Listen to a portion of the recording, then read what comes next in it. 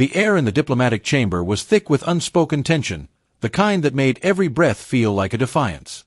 Orvin adjusted the collar of his Earth Alliance uniform, the fabric scratchy against his neck as he waited for the alien envoy to arrive. The Virkans were infamous for their disdain toward humans, and today, their queen herself was stepping foot on Earth soil, a gesture that felt more like a challenge than an olive branch. The doors hissed open, and the temperature in the room seemed to drop several degrees. Queen Ilara entered with the grace of a predator, her every movement deliberate, calculated. Her appearance was striking, even by alien standards. She stood taller than any human in the room, her lithe frame draped in what looked like liquid silver, the fabric shimmering with hues that shifted like molten metal. Her eyes were a piercing shade of indigo, almost too bright to look at directly, and her sharp, angular features carried an otherworldly beauty that bordered on intimidating. Behind her, a retinue of Virkan guards followed, their expressions cold and unreadable. Orvin took a steadying breath, stepping forward to greet her. "Queen Ilara, welcome to Earth. I am Orvin Velstra, your appointed mediator for today's discussions." Her gaze snapped to him, sharp as a blade. The air between them seemed to hum with a faint vibration, as if her presence alone disrupted the natural order. "Mediator," she repeated, her voice smooth but laced with disdain. "I was under the impression I would be dealing with someone of higher standing. Is this the best your species could offer?" A murmur rippled through the room, but Orvin stood his ground. He met her gaze, unflinching. "I assure you, my qualifications are more than sufficient, Your Majesty. Shall we begin?" For a moment, her lips curled into a smirk, a flicker of amusement breaking through her icy exterior. "Very well, human. Let us see if your actions match your confidence." The next few hours were a careful dance of words, each statement weighed and measured. Ilara's sharp intellect was evident, as was her scorn for humanity's perceived inferiority. Orvin countered her barbs with calm precision, refusing to be rattled. But beneath the veneer of hostility, there was something else, a flicker of curiosity in the way her gaze lingered on him, as if she were trying to unravel a puzzle. As the meeting concluded, Ilara stood, her silver robes catching the light. "You are different from what I expected," she admitted, her tone neutral but her eyes betraying a hint of intrigue. "Thank you, Your Majesty." "I'll take that as a compliment," Orvin replied, his lips twitching into a faint smile. Her expression hardened, and she turned away, her voice echoing as she left the chamber. "Do not mistake my words for flattery, human. Our business is far from concluded." As Queen Ilara and her entourage exited the chamber, Orvin exhaled softly, his composure finally slipping now that he was out of her line of sight. The presence she carried was suffocating, not just because of her striking appearance, but the way she commanded the space around her, as though gravity itself bent to her will. He turned to glance at the other diplomats who had been silent throughout the meeting. Most were still seated, looking visibly tense, their gazes fixed on the doors Ilara had just exited through. "Well," muttered Loria, one of the senior delegates. "That was something," Orvin repeated dryly. "She's not exactly thrilled to be here, but we expected that. She's testing the waters, trying to see how far she can push us before we push back." "Push back?" Loria gave a nervous laugh. "That's easy for you to say. You're the one who has to spend the most time with her. Did you see how she looked at you? Like she was deciding whether to kill you or tolerate your existence." "Probably both," Orvin said, shrugging. "But that's why I'm here, to make sure we don't give her an excuse to lean toward the former." "Good luck with that," Loria replied, shaking her head. Later that evening, Orvin stood on the balcony of his assigned quarters, staring out at the sprawling cityscape of New Lantium. It was a clear night, the stars above faintly visible through the protective dome that shielded the city from environmental fluctuations. His datapad chimed, pulling him from his thoughts. The screen displayed a message from the Diplomatic Council. "Urgent. Queen Ilara requests a private meeting. Prepare yourself." He frowned, reading the message again to make sure he hadn't misread it. A private meeting? It was unusual for Virkan royalty to lower themselves to informal discussions, especially with humans. 20 minutes later, Orvin found himself standing in an ornately decorated chamber in the Virkan embassy. The architecture was unlike anything human-made. Walls seemed to pulse faintly with an iridescent light, and the air carried a subtle hum, like the resonance of a distant tuning fork. Queen Ilara sat at the far end of the room on what could only be described as a throne. It wasn't a traditional seat but a sleek, floating structure made of interwoven, shimmering threads that adjusted to her form. "Human," she said without looking up, her fingers tracing the edge of a glowing, circular tablet in her lap. "You're prompt. I'll give you that much." "You requested my presence, Your Majesty," Orvan replied, keeping his tone steady. "I assumed it was important." Her piercing indigo eyes locked onto his, and he felt an almost physical pressure settle over him, as though her gaze alone could crush him if she willed it. "Tell me something, mediator," she said, rising from her throne with the fluidity of a predator stalking its prey. "Do you believe this alliance between our species is possible?"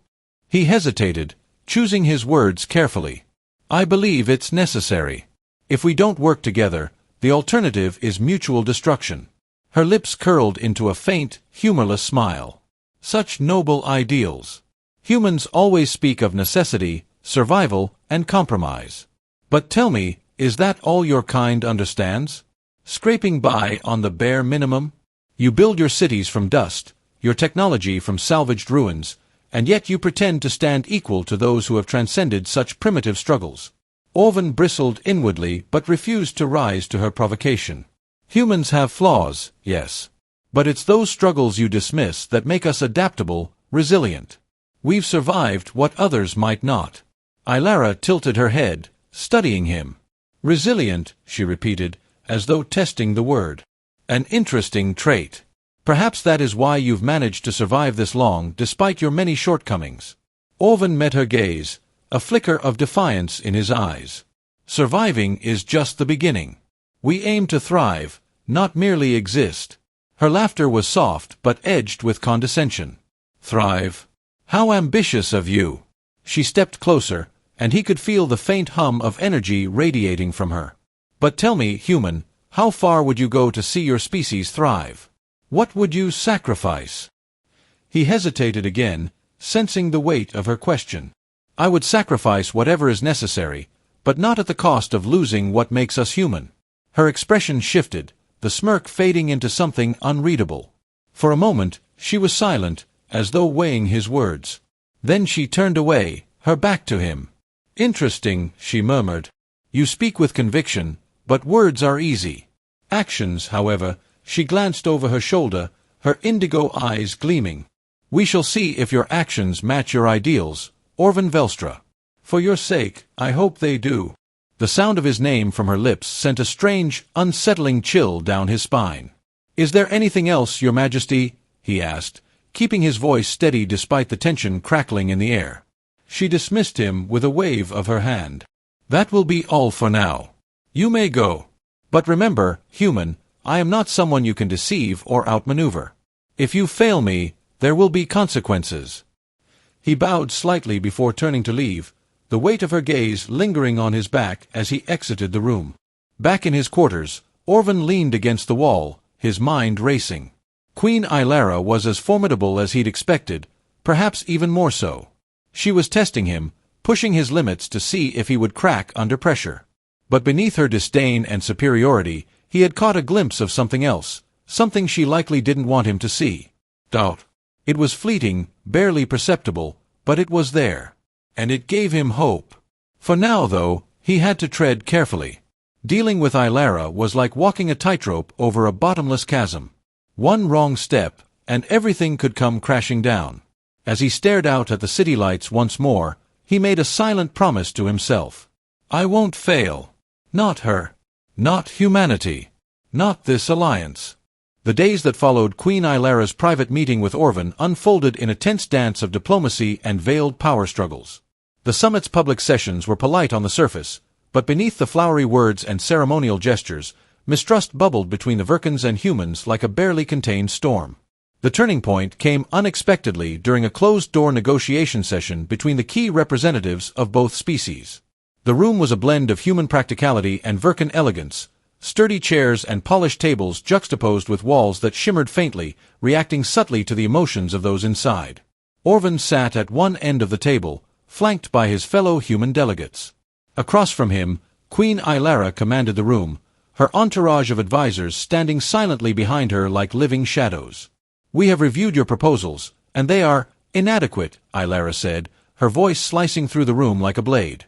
She placed a crystalline data pad on the table, its glowing display projecting a holographic map of disputed territories. Your claims to these regions are baseless. They belong to us, as they have for centuries. Orvan leaned forward, his tone calm but firm. With respect, Your Majesty, those territories have been uninhabited for over 100 years. Our settlers found them barren and restored them. The Virkans abandoned them long ago. Ilara's eyes narrowed. Abandoned? How convenient of you to interpret history so selectively.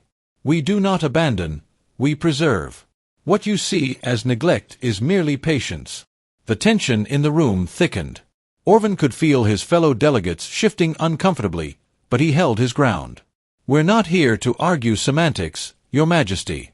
The fact remains that these regions are now critical to Earth's survival. We're willing to share resources equitably, but surrendering them outright isn't an option. Ilara's advisors exchanged sharp glances, their disdain evident. But Ilara herself remained silent for a long moment, her gaze locked on Orvan. Then, to everyone's surprise, she leaned back in her chair and smiled faintly. You're quite bold for a human, she said, almost amused. Most of your kind would tremble in my presence. Yet here you are, defying me with barely concealed arrogance. Tell me, Orvan Velstra, is it courage that drives you, or foolishness? Orvan met her gaze steadily. I'd like to think it's conviction, Your Majesty. My people are counting on me to secure a future for them. I can't afford to fail. Her smile faded, replaced by a thoughtful expression. Conviction, she repeated softly. A rare quality, even among my own kind. The room fell silent, the air charged with unspoken tension. Finally, Ilara stood, her movements as fluid and deliberate as ever. Very well, she said, her tone measured. We will not resolve this here. But if you insist on testing our patience, then let us see how far your conviction truly goes. Later that evening, Orvan was summoned once again to Ilara's private chamber. This time, the summons came with a cryptic message. We must speak, away from prying eyes. When he arrived, the room was dimly lit, the ambient glow of the walls casting long, shifting shadows. Ilara stood near a tall window, her silhouette framed by the lights of the city outside. You're persistent, I'll give you that, she said without turning around. You asked to see me, Orvan replied, careful to keep his tone neutral. She turned, her expression unreadable. Do you know why I despise humans, Orvan Velstra? He hesitated. I can guess.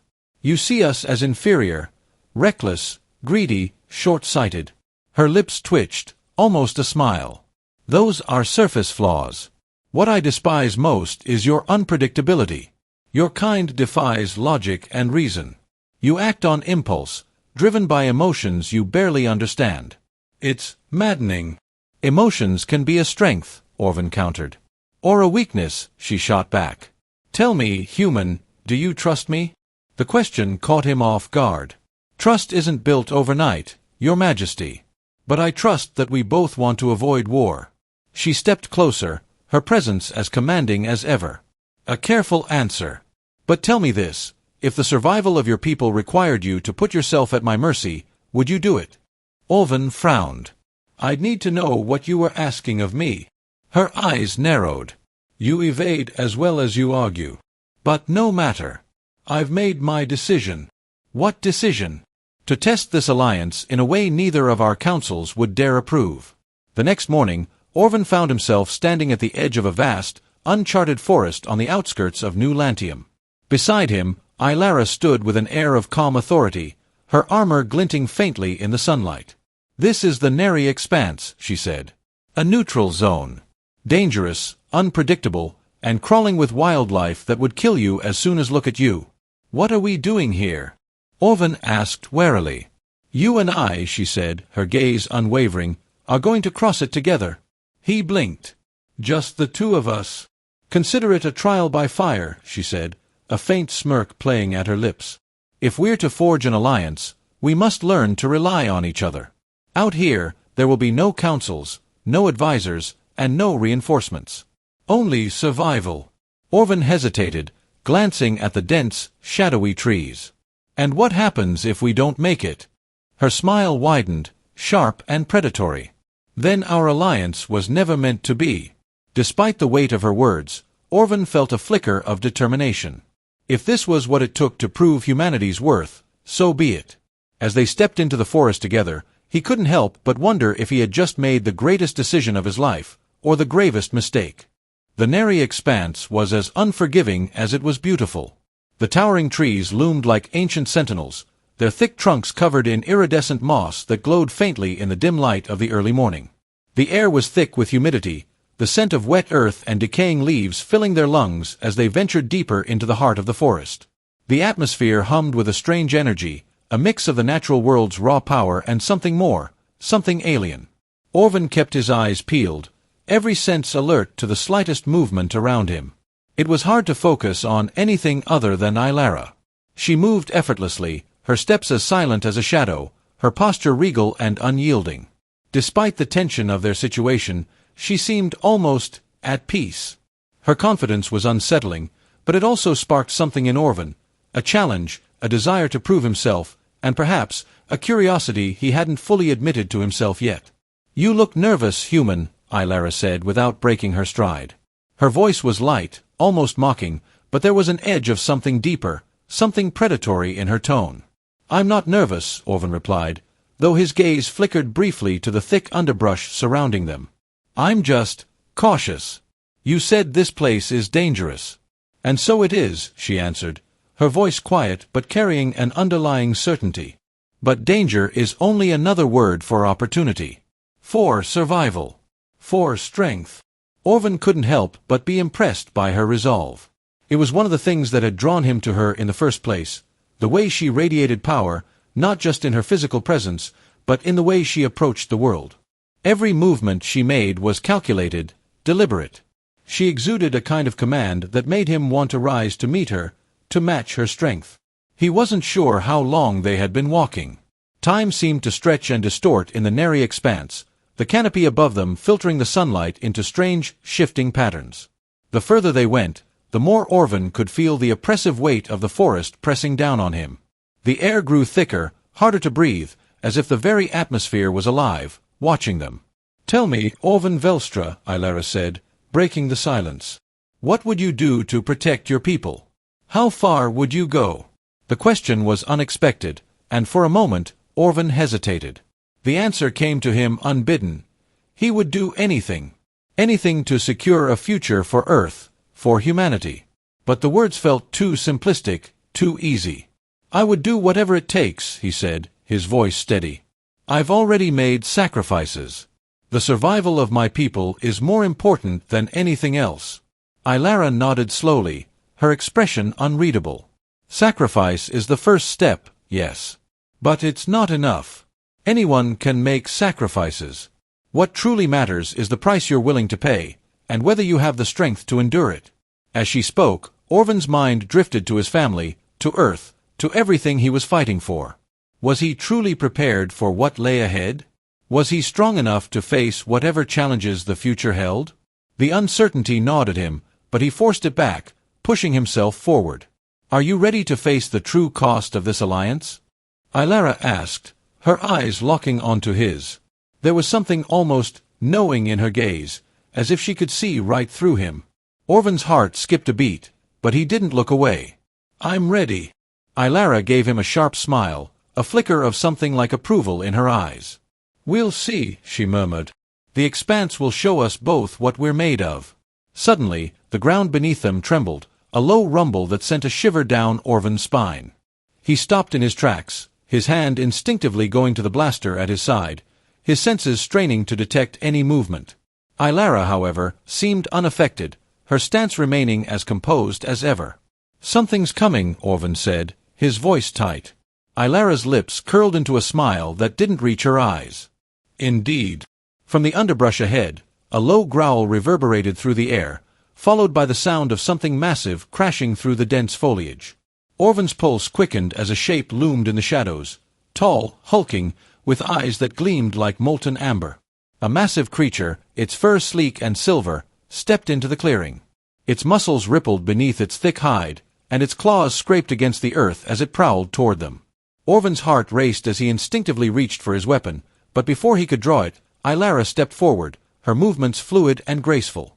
"Stay back," she said, her voice low but commanding. The creature paused, its eyes locking with Ilara's.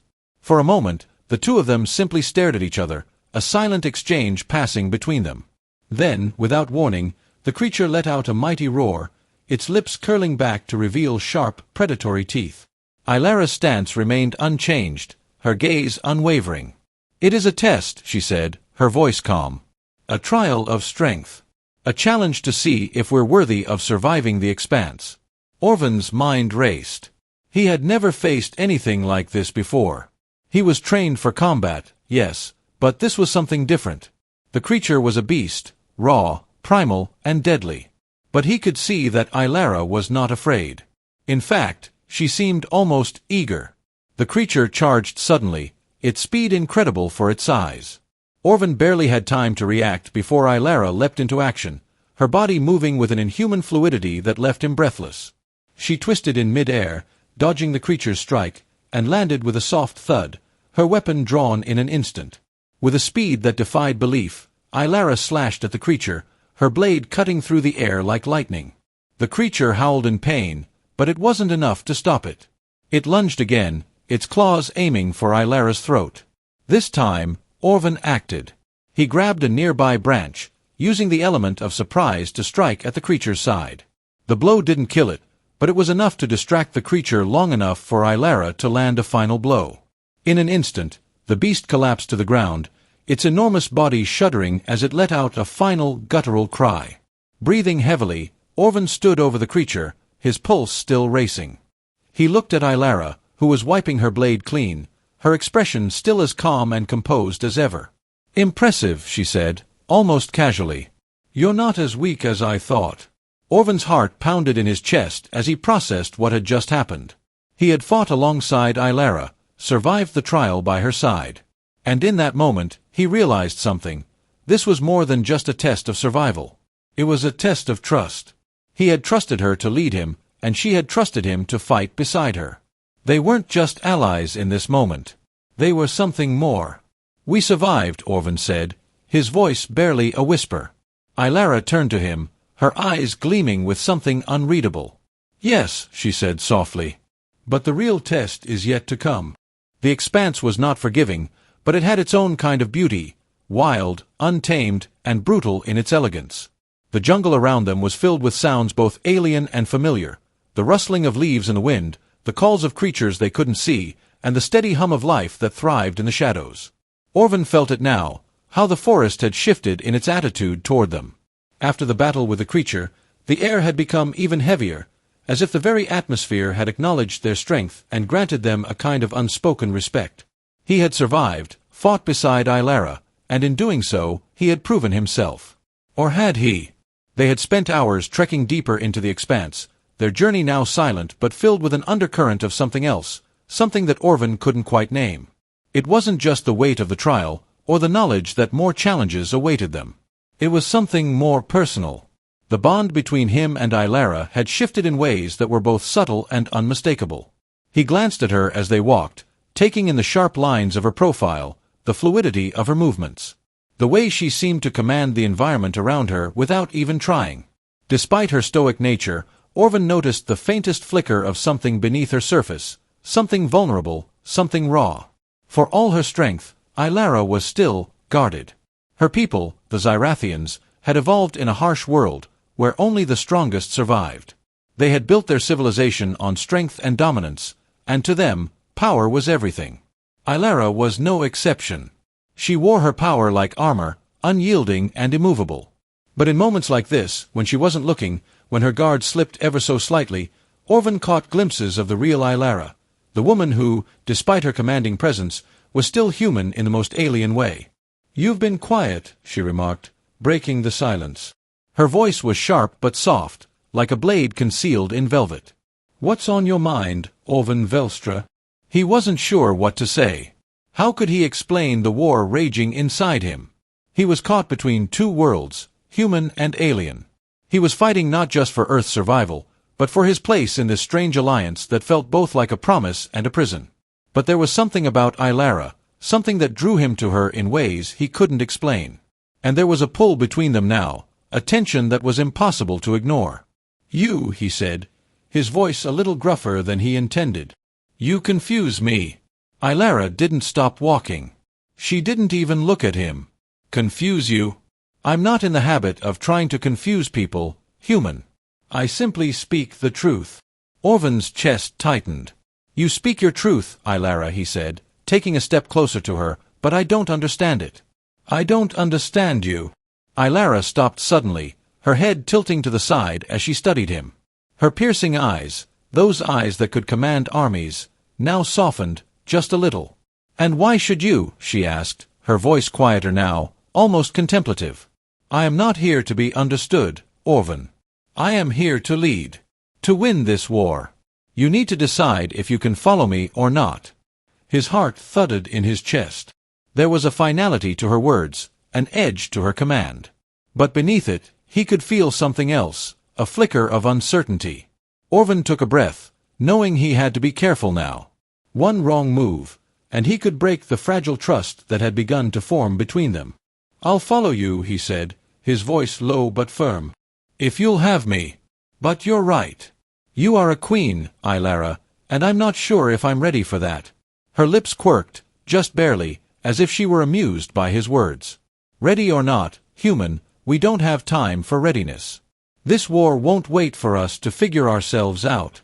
"Then let's figure it out," Orvan said, his gaze locking with hers. "Together." Ilara's expression hardened, but there was a flicker in her eyes, a brief moment of vulnerability, quickly masked.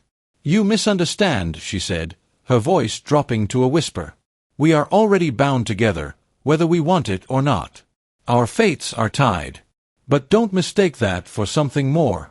The air between them seemed to crackle with a charged energy, and Orvan's mind raced.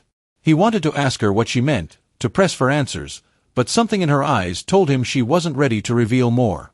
Not yet. They continued their journey, the weight of their unspoken bond hanging between them like a heavy fog. The further they traveled, the more the expanse seemed to twist and distort around them. The trees grew denser, the air colder, as though they were being led toward something, or someone, that awaited them. By late afternoon, they arrived at a clearing. The ground was bare, the earth cracked and scorched.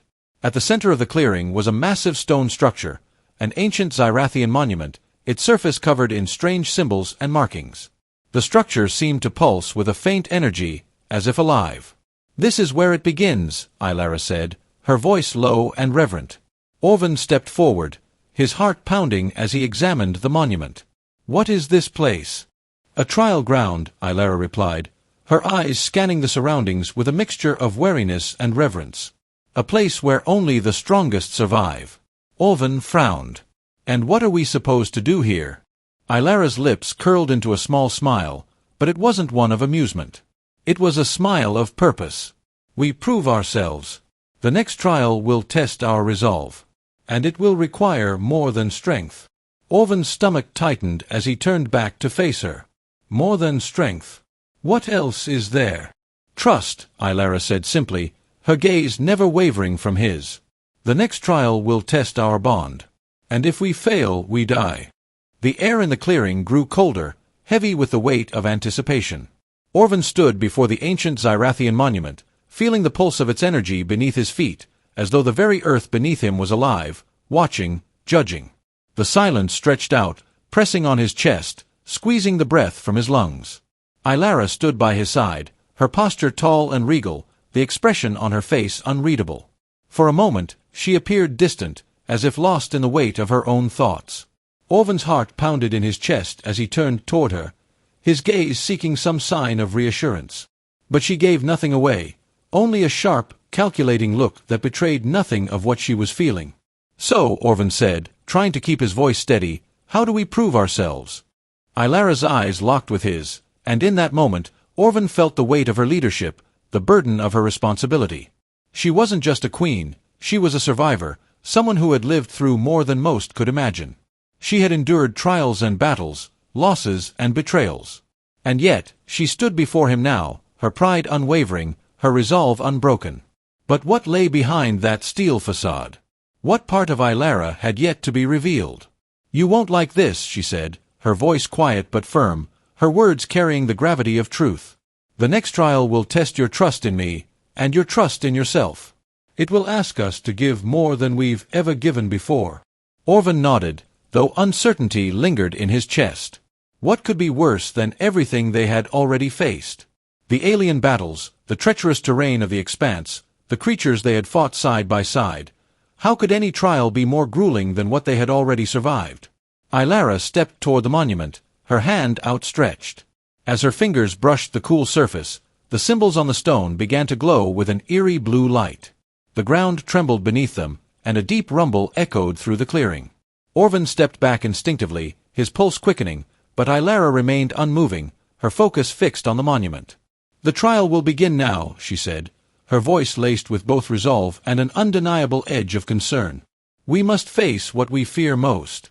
As if on cue, the monument's glow intensified, and the earth before them cracked open. A deep chasm formed, swallowing the earth with a deafening crack, revealing a dark, swirling abyss beneath. Orvan's heart skipped a beat as the depths seemed to pull at him, as if something unseen, something powerful, was waiting for him to step closer. "What is this?" Orvan asked, his voice strained. Ilara's gaze hardened, her jaw clenched. "This is the trial. We must face the depths, together. And we must do so without hesitation. If one falters, we both fall."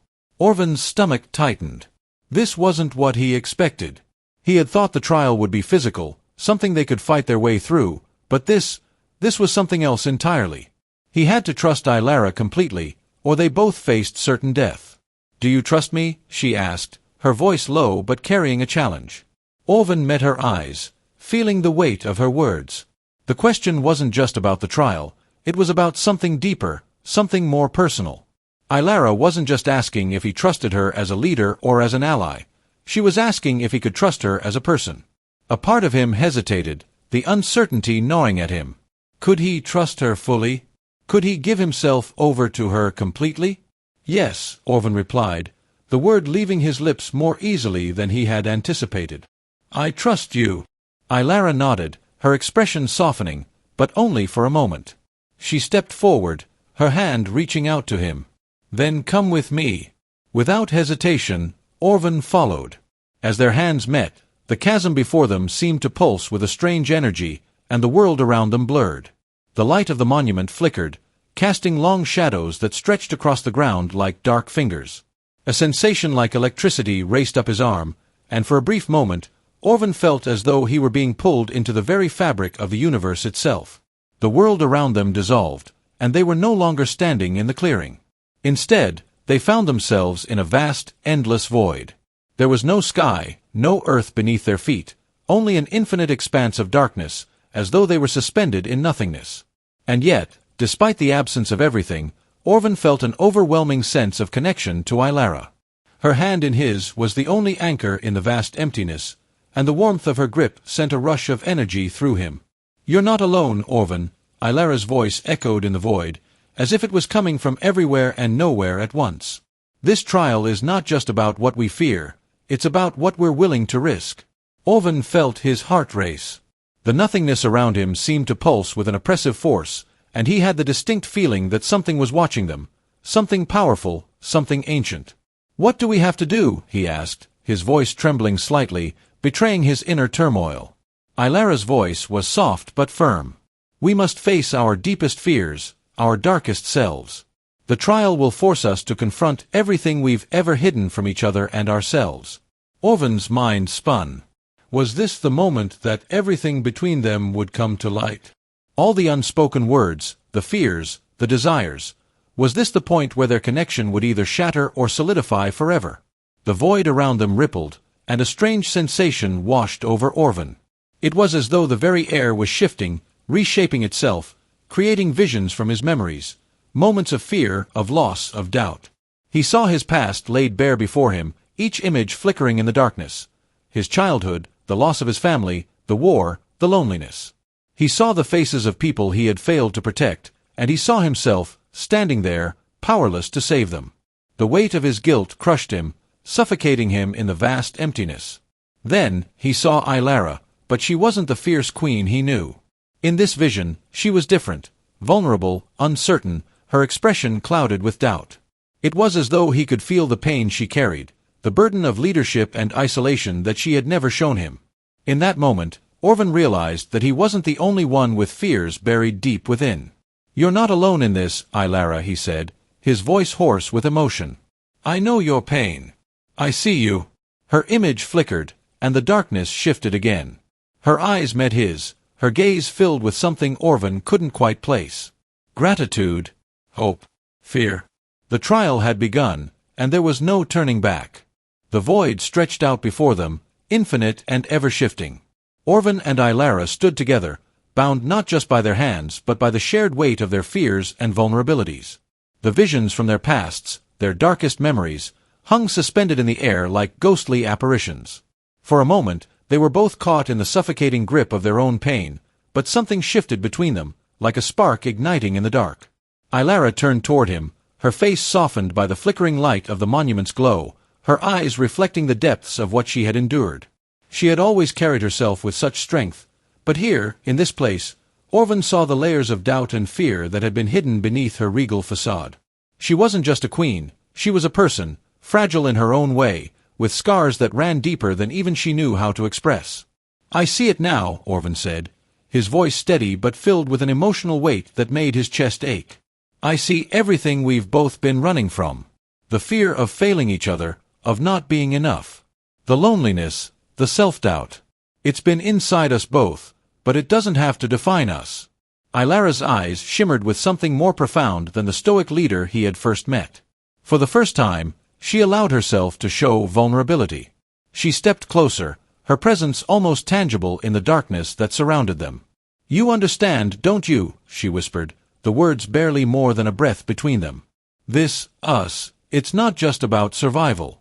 It's about what we're willing to risk, what we're willing to face within ourselves and each other.